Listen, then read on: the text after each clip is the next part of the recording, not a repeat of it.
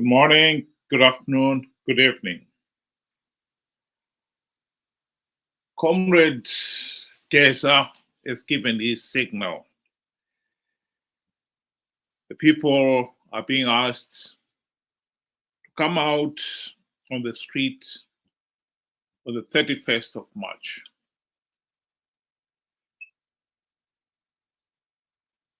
Tonight, I would like to concentrate on the issue of what is the difference between this 31st March uprising from the 15th of November military coup. Benjamin, what do you think?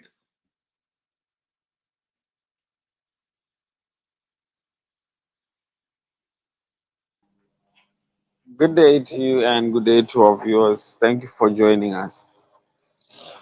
Uh, you know, for me, I would want everybody to draw their attention on, on all the videos. Let's play the videos or the press conferences, all over again. And if we can find the word democracy in any of the videos, then we would find the difference.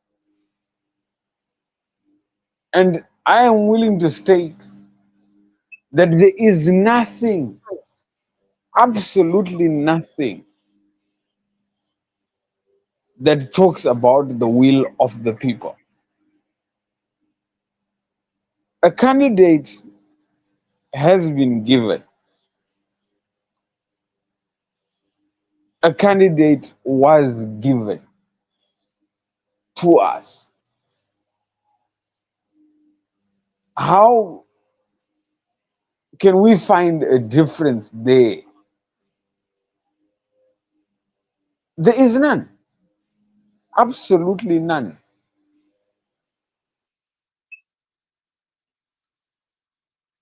Well, in terms of democracy and fighting for the people, I think you'll find both the two versions are similar in that regard because they all want to put upfront the people suffering, the civil servants are not being paid, etc., etc., and the economy is in a mess. But this is typical of some of these NOPF thugs. I mean, you can go back to before independence, in fact. The whole war of independence was fought supposedly to end white colonial oppression and give our people a life and dignity, with dignity, etc., etc. And yet, when independence was attained, the first thing Robert Mugabe and his cronies said was, if we don't win this election, the war would continue. So, in that regard, it was the same.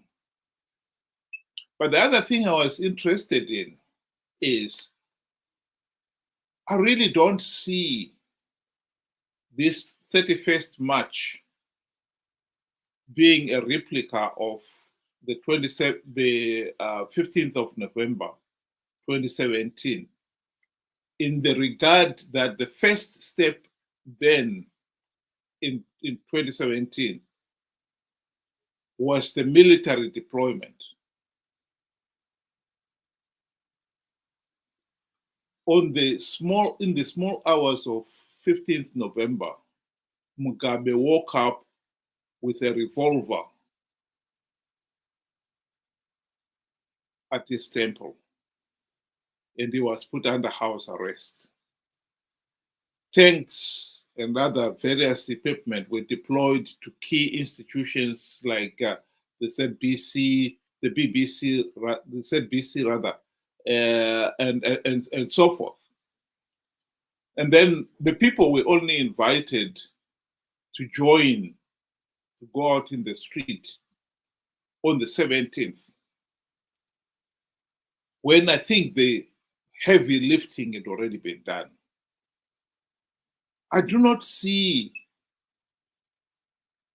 that happening again this time.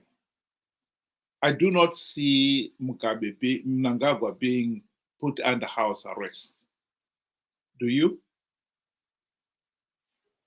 Well, the situation may differ. I don't think it's going to play out exactly the same. But my issue is, look, I'll give you an example. You are sick, you've got a cold, and you pay a visit to the doctor, and you tell him, I have a cold, and the doctor describes the symptoms. This is and stops there. This is exactly what Geza did. He has talked about corruption. He has talked about, the symptoms that every Zimbabwean is feeling right now. But that does not mean that he has solved the problem. He has not diagnosed the problem. For me, that day brings the similarity of 2017 and the impending coup right now. Well, let's just listen to what Geza was saying the other day regarding this whole issue. Saka muchaona zvatiri kuita mazuva ari kuteera uku signal yava padhuze. We know kuti Mnangagwa ari kuda kudeclare the state of emergency. Ari kutamba haanyatsa kutiziva mushe zvatinoita isusu kana tana zvatasvika kuti tava kuda kuita. Taedza zvedu vana Mutsvango vachiti what South Africa is a region. That is bullshit. Padakadhila nana Mugabe, South Africa yanga isipo. Ma-issues emuZimbabwe tinodhila nawo isu semaZimbabweans. Isu semaZimbabweans tichadhila ma-issues edu. Right? And takabatana sekupromisana kwatakaita. Right? Tataura neose ma-political players. Vana Chamisa, vana Chibaya, vana Sikana, vana BT. Vana Komiti, vana Mozura. Hapana munhu atakasiya. Vana Barume vese ava takataura tikaurirana way forward. And way forward. And vanhu vese ava for your information. Hakuna munhu asingafariri General Chiwenga. And we are surprised kuti zvimwe corporates, we are now beginning to wonder kuti pavakaya kuhondo weijoininga manga makatumwa. Because haukavengi chef wako maendero amunoita. Saka signal iri kuuya and iri kuuya very soon. Tinoitawo sevanhu vakatrena tinoita decoder. Hativi tazotaura kuti but zviri kusvika kwamuri manje muri weZimbabwe 31 March ndi comrade Bombshell ava vari kutaura comrade Geza. Tinokubirisai kuti munhu wose kubva kuPlumtree. In fact, haizi demonstration, tinoiti izvo uprising. Munhu wese ngaapinde mustreet. Right? Tinoda kuti Mnangagwa Emerson Mnangagwa, Spy Mnangagwa, ainde nezvigaranda zvake 31 March kune avo vari kukwanisa kubatsira nematransport, mabhazi, magonyeti, makombi. Please batsirai, ndimwi maona nhamo nokusedzwa mumarodhi umu. Toda kuti muite mabhizinesi enyu under environment iri user friendly, yokuti gonyeti rako rinobva kwaMutare kusvika kuBed Bridge, drive asina mbudzi ndatorwa mari nemapurisa. Well, we'll stop it there. I think the issue here is I do not think the soldiers will be deployed as we saw in 2017. This time, if they're deployed at all, they will be joining in with the crowd, with the mob. Some of them may even come in their uniforms, but some will probably be in plain civilian clothes. So the whole idea would be that they don't want the 31st March to be seen as a military coup. They want it to be seen as an uprising by the ordinary people. I think this is why the emphasis is on getting as many people on the street as possible. Because if you cannot achieve to force Mnangagwa out by having a coup and then support the people coming out only to support the coup, this time they are having it the other way around. They want the people to be out on the street, and it should be seen as a civilian uprising, not a military coup. That's my understanding of the situation.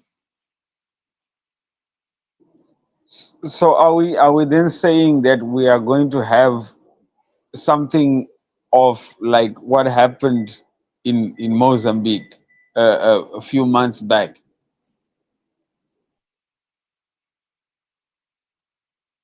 Well, what happened in Mozambique, if we assume that the military were with the government, that's different. Whereas here, I believe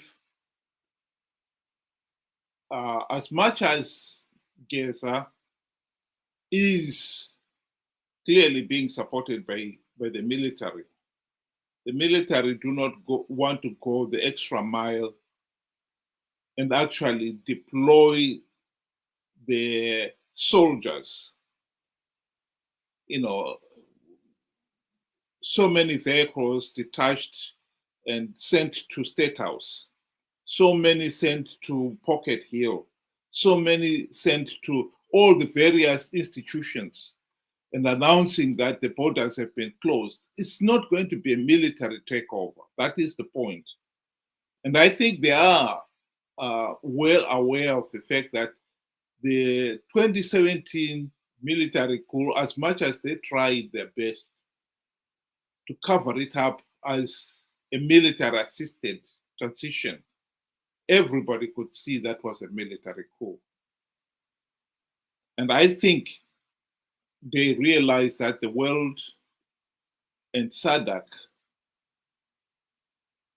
are not going to accept another military coup in Zimbabwe. And hence the reason why they are keen to encourage the people to come out so that it can be seen as this was a spontaneous, people-driven uprising.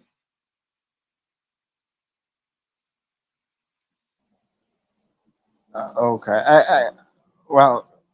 I really don't know how it's going to actually play out, but I'm looking at the success rate if there is no military and it's just people driven, we're bound to see, Mnangagwa pushing back. I'll give you an example of the August demonstration that, lives were lost just after, his first election victory. What would be the protection, for the civilians without any form of uniformed forces with the people? Well, I think what you've got to understand about the 1st August 2018, that was a military operation. We all saw who was doing the shooting of the civilians that day. It was the army. But in this one here, I do not think the army will be deployed.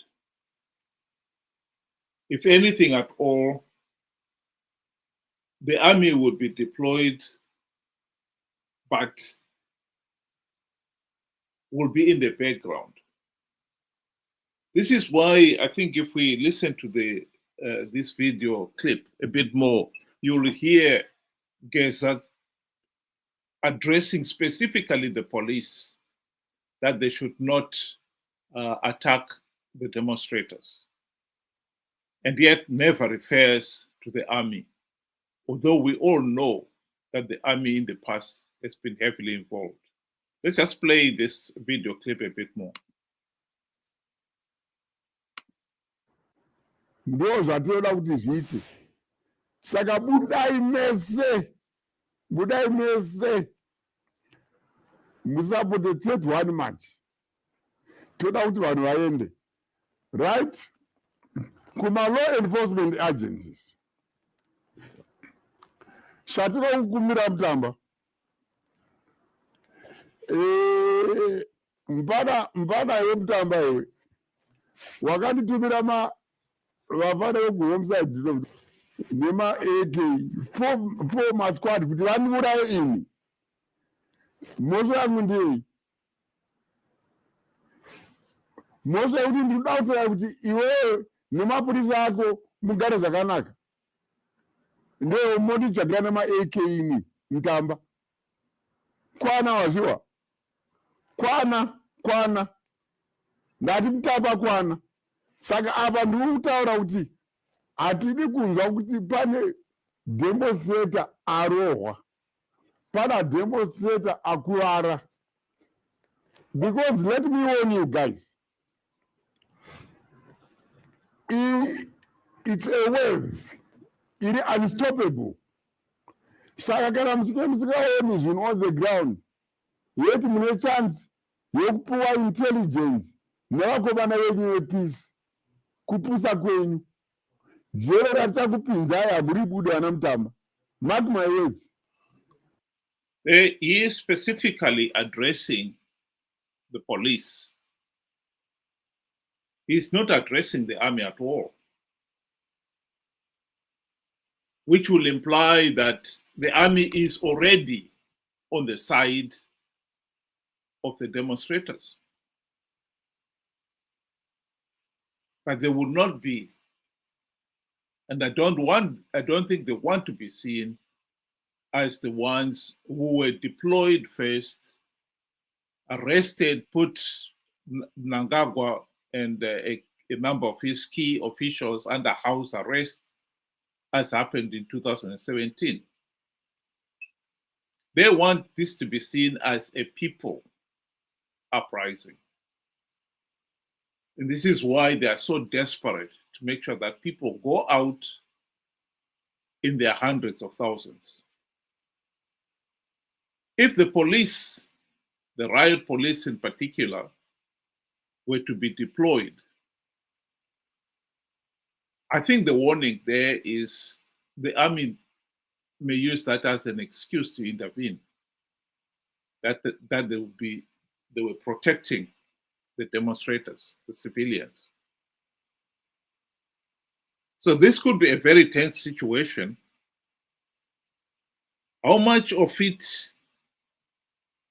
they can get away with, I don't know. Because there's no doubt that at the present moment, the army's position is not very clear. No army spokesperson has come out in the open to support Geza and company. The other day, I heard somebody say that when Geza disappeared and the police arrested his wife and were harassing her, we saw army vehicles in Harare, some of the suburbs in Harare. And it was a deployment of those army vehicles that forced the police to release Geza's wife. I don't know how far true that is, but it's quite possible. So it could be a standoff here. The army does not want to come out right and stage another military coup, as much as they support Geza and company. And the police, let's face it, the police have failed to arrest Geza all this time. And from what he said in this video at the beginning of it, if we were to play the beginning of it, that Mnangagwa knows where he is, but he will not dare arrest him, which will imply that this is a standoff between the army and the police, and it's not very clear which side the CIO are. And as much as maybe not everyone in the army is supporting the Chiwenga faction, there may still be a substantial number of army staff who still support Mnangagwa, but they do not dare show their hand in this one. So it is a standoff. There is no doubt about it. How this will unfold, we have to wait and see. But I believe this is the standoff. Like I said, the army does not want to be accused of staging yet another coup. They know that doing so will give Mnangagwa the moral high ground. And their position may become untenable. Whereas if they say this is a people-driven uprising, although be it with the tacit support of the army, they will still maintain their moral high ground. If the police, riot police, should be deployed, the army can then step in under the pretext that they were protecting the people. That is how I see it. And this is why, like I said, Geza himself is very particular about making sure that many people come out in support of this demonstration.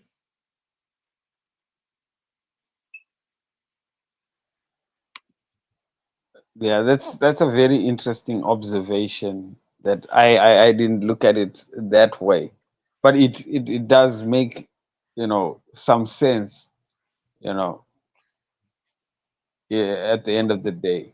So I'm looking at this here as it's supposed to be more of a people-driven, uprising, and like you said, if things turn nasty, the mandate of the army is obvious to protect its citizens, and they would step in once there is the heavy hand. I'm looking at it that way. It's kind of risky, but it does really make sense at the end of the day. Thank you for that insight.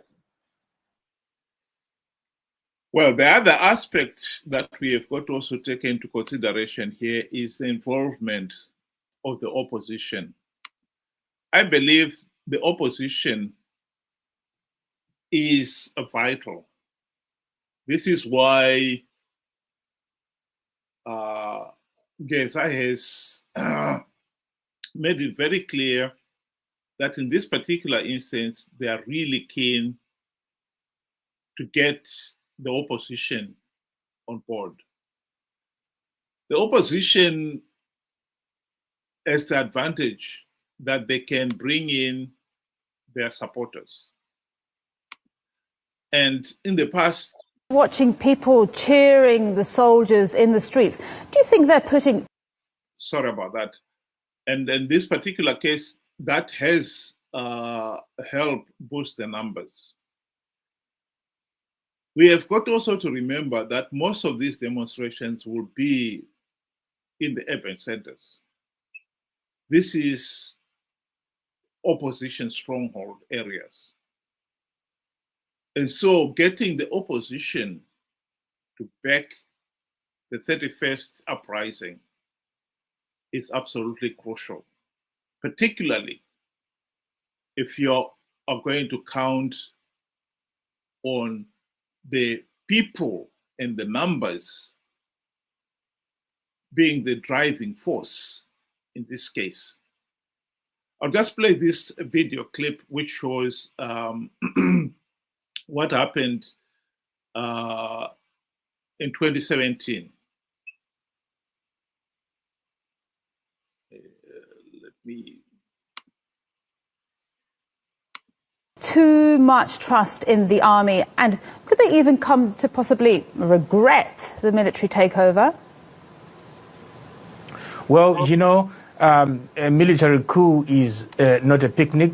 When you get a military government, then you have to expect that things will not be the same as in a civilian regime. A lot of people are happy to see Mr. Mugabe being kicked out of power because he's been there for too long, because he has failed, because they are frustrated. But there is also the risk that having a military regime or a regime that is backed by the military could have its own very serious problems. And Zimbabweans obviously need to take caution. Okay. And would you say that Zimbabwe is actually ready for, let's say, democracy after almost 4 decades of authoritarian rule by Mugabe? Well, you know, Mr. Mugabe was only one part of a very extensive system that was causing repression in Zimbabwe. The fact that he may go won't solve all the problems, but it will certainly be an important part in the breaking down of this system. However, the people who are leading this movement against Mugabe at this particular moment are people who have supported him extensively in the past. And therefore, there may be more continuity, unless, of course, when they are in power, they will be showing a different mindset and they'll be treating people differently. Certainly, they have been very liberal. The military authorities have been very permissive in the last few days. It may be that they are doing so because the people are not a threat to them. The people are doing them a favor. Maybe when they're in power, they will change and become completely different. We have seen this in other countries where there have been military interventions. They don't always end well. And so there is need to always qualify what is happening in the euphoria of today with the warnings of things that may go wrong in future. Well, if we were to go back to that very point, that we had a military coup, we thought it was going to bring democratic change. It failed to do so. I think that should give people reason to pause for thought. Because if that didn't happen in 2017, we are repeating the same thing here. What is there to stop it happening again? And I believe that is one of the things that must be occupying Geza and his friends' minds. The people were shortchanged in 2017. some of those people, particularly those in the urban centers, are much more conscious of these things. They will be more weary about being shortchanged yet again. So this is another dimension that they've got to consider. That come the day itself, they may find some people would decide this uprising is really nothing but a repeat of 2017. And it is true, it is a repeat. I mean, in this particular case, the more so, because while the 2017, it wasn't clear that the coup leaders will have Mnangagwa back in the office. This time they've made it very clear. I mean, even in the video clip we played on earlier on, Geza himself admits that they've tried to recruit the opposition leaders and they all support Chiwenga.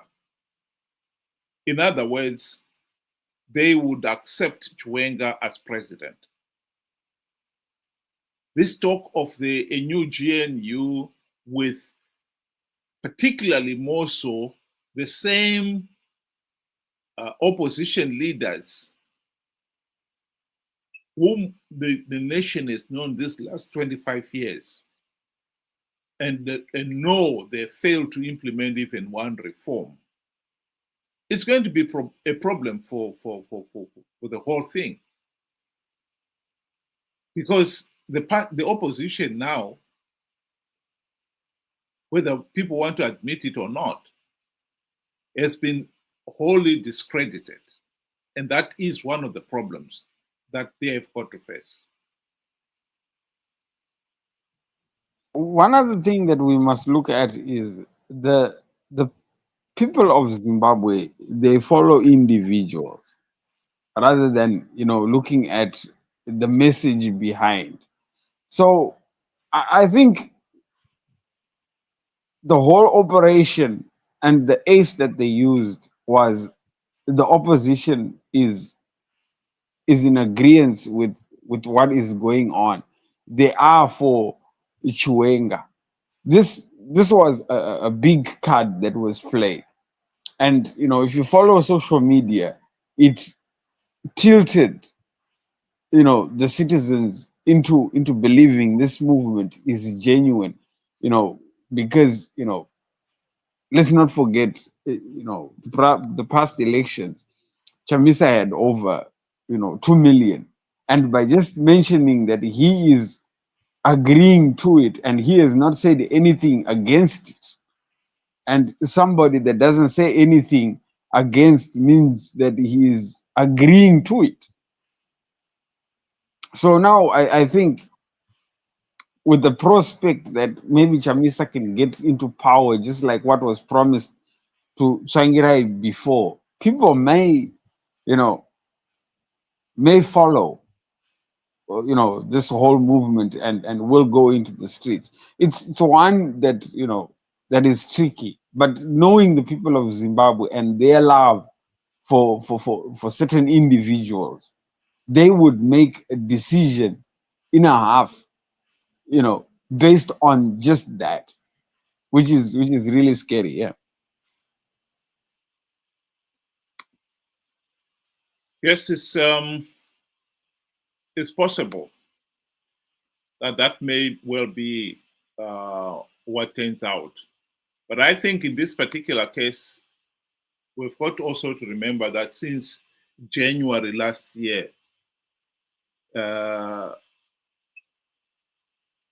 Chamisa has abandoned this party.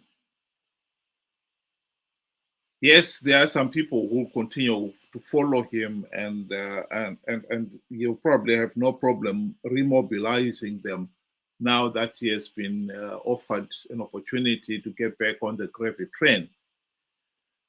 Nonetheless, we cannot rule out the political reality that many people have really begun to see the opposition for the corrupt, incompetent, and utterly useless individuals that they are. That cannot be denied.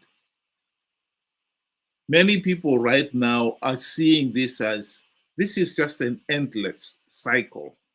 We've been here before. We've been promised so many things that never happened. Why are we going through the same torturous process all over again? And I think that is a rational thing to do. The problem with some people is that they limit their own choices. They think, well, we have no choice, we've got to support the Geza revolution, without analyzing what is it exactly you would want to hope to achieve by doing so. There's no point in participating for the sake of participating. And in this particular case, we already know that this so-called Geza revolution, 31st March uprising, will, as its main goal, replace Mnangagwa with Chiwenga. And we should not be naive about it. Chiwenga, when he gets into power, will be looking at, right, at long last, I'm here now. He is not going to risk losing the presidency by saying the 2028 elections must be free, fair, and credible. Just as Mnangagwa was not going to risk losing the presidency by holding the 2018 elections, making them free, fair, and credible. He was never going to take that chance. So by participating here, we already know what is going to come. And what is more,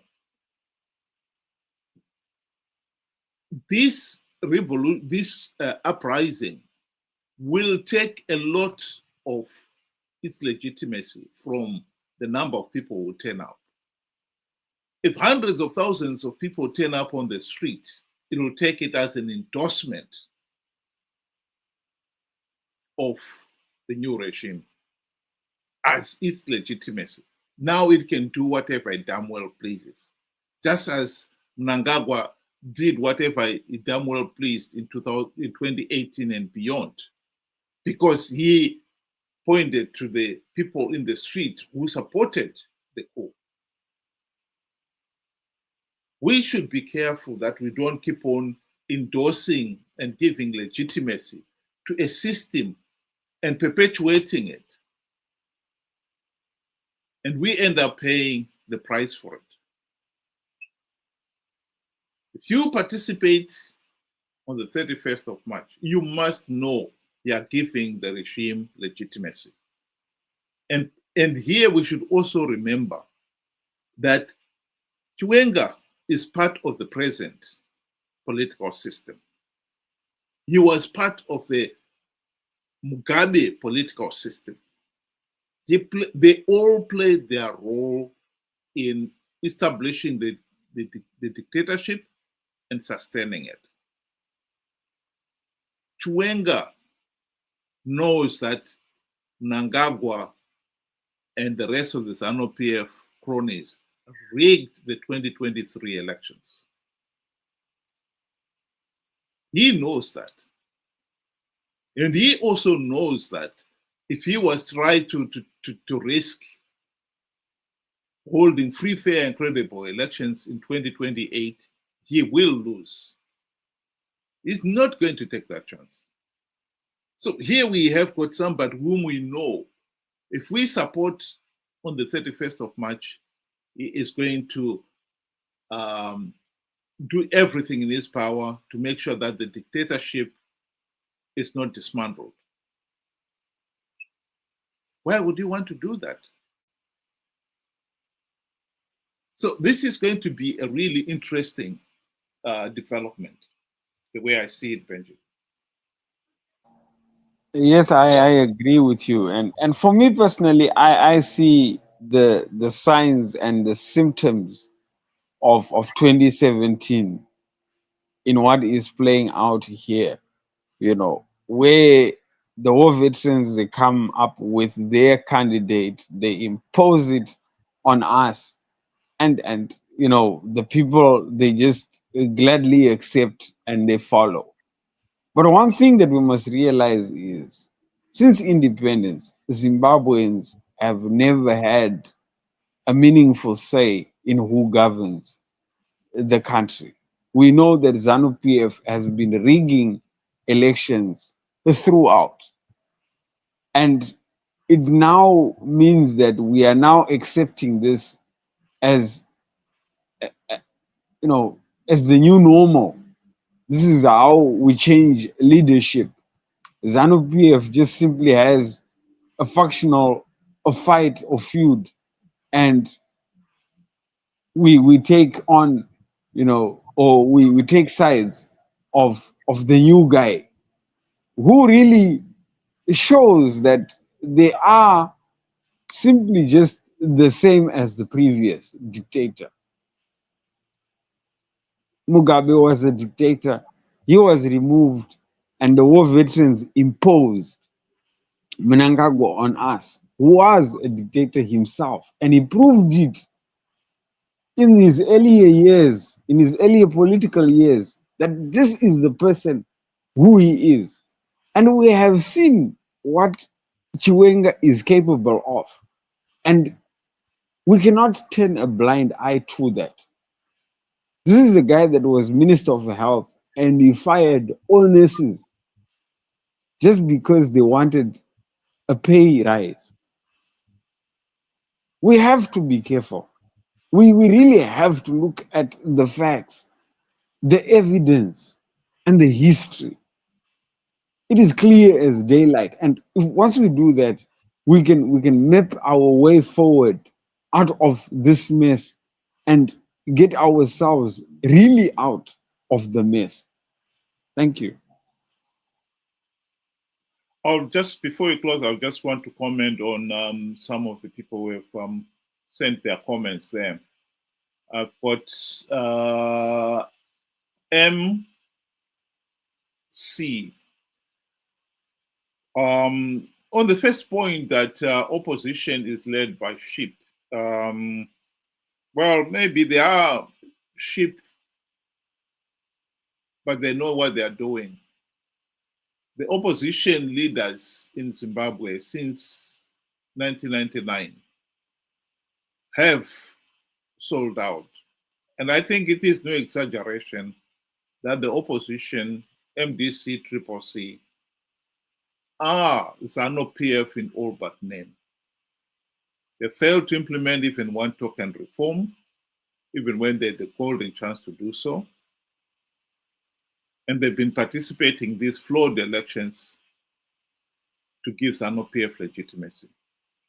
That is a truth that most people out there should understand. It is a pity that even now, with the benefit of hindsight, millions of Zimbabweans out there do not understand that. But the problem with that is because Zimbabweans, unfortunately, we have had this knack of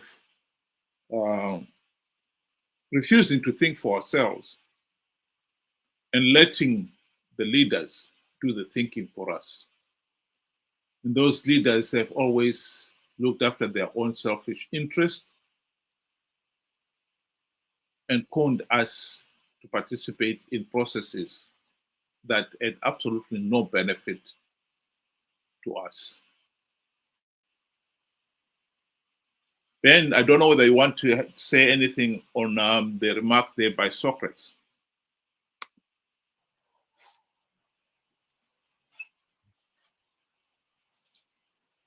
Yes, I agree with Socrates what he's saying. You know, there is the evidence to show that the country now is being run more or less like a tuck shop.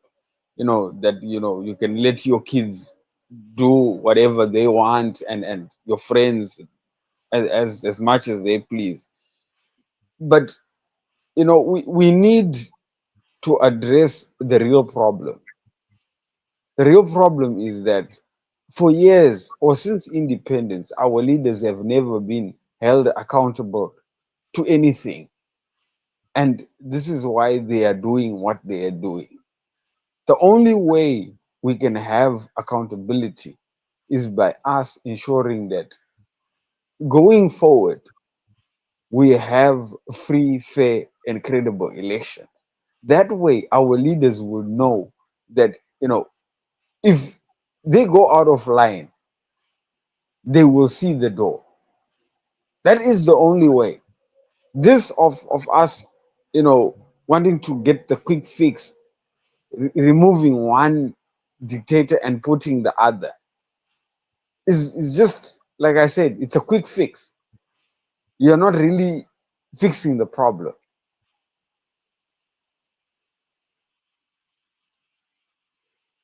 Well, I'm going to comment on both Socrates and Shumbayacho, their argument that we should concentrate on Mnangagwa must go. I think that was the mistake that many people made in 2017 as well. The focus was on Mugabe must go. Even when some people said, yeah, but if he goes under these circumstances, we will only have another ZANU-PF dictator imposed on us. And people forgot about that. No, let's just concentrate on getting Mugabe out. And we did. And I think some people now will even go to the extent of saying we jumped from the frying pan into the fire. And like I said, we compounded our problem as well, because by participating in that coup, in those big numbers, it gave Mnangagwa and company the confidence that they can forget about the GNU that they promised and get away with it. And Mnangagwa had promised that he would hold free, fair, and credible elections. And by the time they held the free, fair, and credible elections, they had whipped the people into believing that, no, let's give Mnangagwa a chance, which gave him the confidence that he can go ahead and rig the elections and get away with it. In other words, at the end of the day, as much as we got rid of Mugabe, we gave Mnangagwa the political legitimacy to stay in power for now 8 years and counting. That is the tragedy. Are we willing to do the same thing? This whole idea that we want to get rid of Mnangagwa, it doesn't matter who comes after him, is a false argument, in the sense that it's not solving anything, it's compounding our problems. We already know that Shwenga is not an angel. He is just as corrupt, as incompetent as all the others ZANU-PF thugs. He has shown that he is one of them by his involvement in Kukurawundi, in the Operation Mavotera Papi in 2008, and in leading the military coup itself in 2017.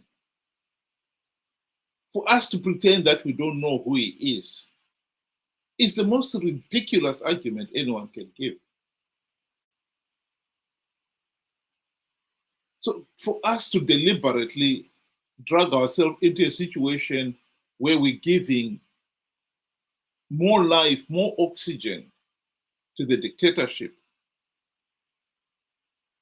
it's a sign that we are incapable of thinking 2 steps ahead. We can only see the immediate. Whereas in some cases, getting immediate gratification on one issue and compounding your problem or making it impossible for you to go any further is a bigger price to pay. I would rather we continue struggling with this issue of Mnangagwa, even if that means dragging it to 2028. But when we get to 2028, we know we've got free, fair, and credible elections, than to have the uprising, 31st of March, get Chiwenga in, and once he's in, you can bet that 2028, he is definitely going to rig those elections. And we have given him all the powers and authority to rig those elections. And you can bet he will not want, you'll be looking at staying in power for 10 years as well. So we are just postponing our own problem. The least we can do is have nothing to do, realize that this is a power struggle, in-house power struggle in ZANU-PF. We are not really gaining anything by participating in it. And therefore, then there should be no point in us getting involved. If it works because they've got their own ZANU-PF supporters out there, that's fine. If it fails because they fail to get enough people on the street, that is their problem. This is a ZANU-PF internal problem. In fact, if it fails, we will know that Mnangagwa will still have this problem of Chiwenga faction because they're still within the party and they will still be fighting. And he will know that he has got a problem. And meanwhile, we also have made our position very clear. We are not interested in a fight in which all we are getting is a swap of one dictator for another. That is a very important point. And we should make that stand and stick to it. I don't know whether you want to comment on one of the other comments there, Benjamin. Yes, I wanted to say, the more we perpetuate, the dictatorship, the harder it is to dismantle. I mean, look at it this way. It was easier in 2017 to oust Mugabe. Right now, things are getting more complicated. And yet, we are no closer to a solution. We cannot just go and address symptoms and not address the main cause. Yes, I understand why people are frustrated to say, you are confusing us. You do not want us to get rid of Mnangagwa. Mnangagwa is not the only problem. ZANU-PF is the problem. Do not expect ZANU-PF to automatically change just because you have changed Mnangagwa and put Chiwenga. Look at it this way. We had Mugabe, we changed Mugabe, and we put Mnangagwa. Mnangagwa promised a lot of things. In fact, look, 2017, everybody was singing Dara Wacho Achauya. Let us not forget, this is us that were doing this. We sang that song and we were happy he was coming in. But we knew who he was. We knew who he was, and he showed his true colors. Here we are again faced with the same situation. We know who Chiwenga is. We know that he belongs to ZANU-PF. We know that Comrade Geza said, "Neno ndikuda kumbodya, ndikudawo motake." He said it, but we are choosing to forget that or to ignore. But putting your head in the sand or burying your head in the sand will not make the problem disappear. We have to be careful about that. Otherwise, we will be crying the same story a few years going forward. So we need to address the problem, not this quick fix. It will just make it hard. It will be more difficult because the army is with Chiwenga. Who are you going to be standing with now? Think about it. Well, my closing remarks are that, as I said at the beginning, in my view, as much as the army or a significant slice of the army is backing Blessed Geza and company, I do not think they are going to preempt the 31st March revolution or uprising by deploying tanks and soldiers to occupy the various institutions, as happened in 2017. The army will continue to support, but in the back. They want this to be a people-led uprising. They want to assure the people that the police will not beat them up, as has often been the case. The soldiers themselves in the past were deployed with instructions of shoot to kill. They want to assure the people that the soldiers will not be deployed for that purpose on the 31st of March.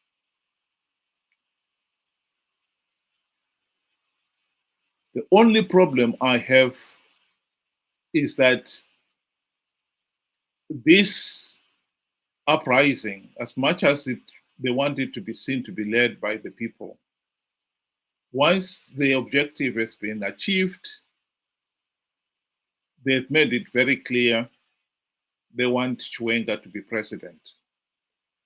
And depending on the public support, they may even altogether abandon the promise of a new GNU. And in any case, even if there was a GNU led by ZANU-PF will not accomplish any meaningful reforms. If the GNU of 2008 to 2013 failed to implement even one token reform, it is naive to think that a new GNU now,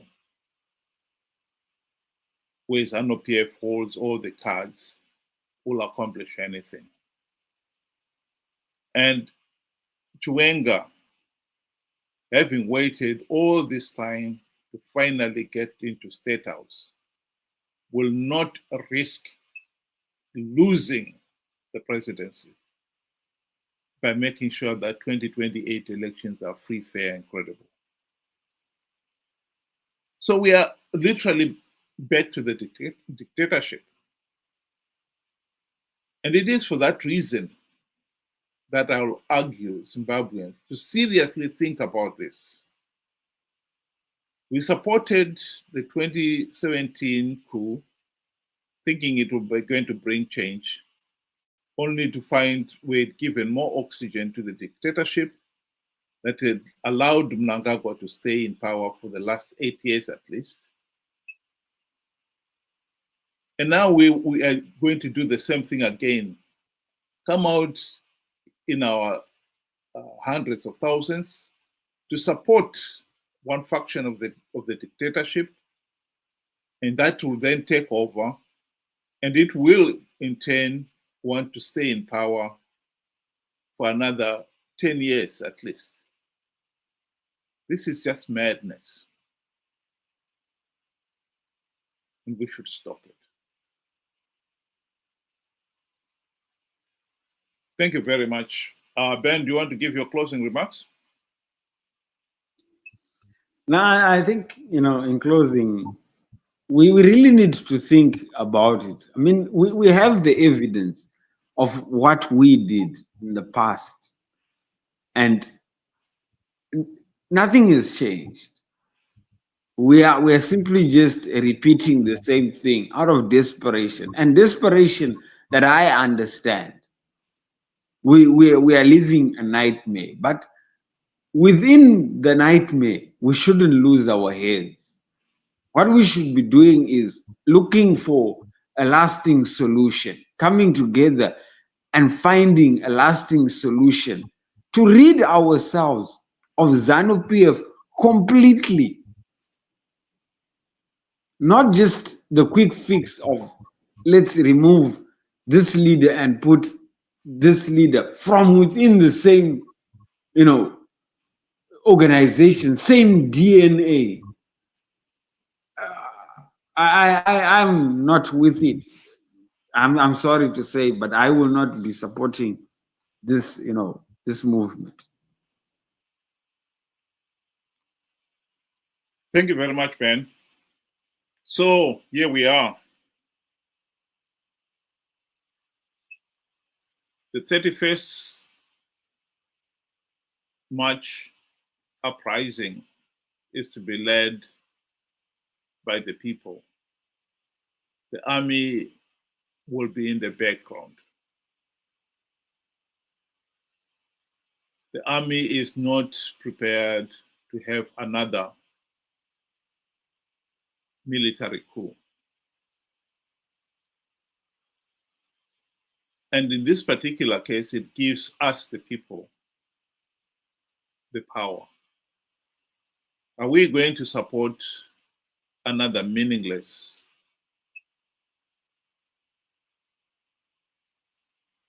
change where all we get is replacing one dictator with another? That is an issue that we must address, and we must address openly. And I hope we'll be addressing it again and again as we move towards 31st March. So if you can join us on this program, it will be 6 o'clock UK time, 8 o'clock Zimbabwean time. Thank you very much, Benjamin. And those of you who were able to join us and send us your comments, thank you as well. And we hope you'll be able to join us again in the future. Good night.